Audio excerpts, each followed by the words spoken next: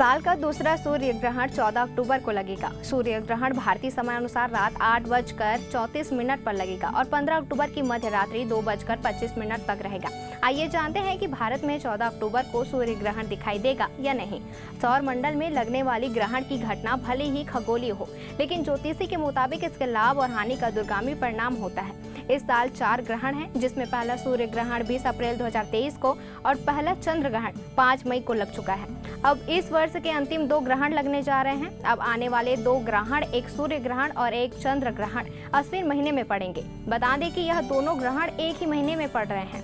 ज्योतिषी के मुताबिक एक ही माह में 2 ग्रहण लगना बिल्कुल भी लाभकारी नहीं है। इतना ही नहीं, 14 अक्टूबर से 4 नवंबर तक के 20 दिन में खगोलीय घटनाक्रम के नजरिए में भी बेहद विशेष माने जा रहे हैं, जिसका प्रभाव धरती पर प्राकृतिक आपदा, भूकंप, महामारी, सुनामी, बड़े देशों में युद्ध की स्थिति के रूप में देखा जाएगा।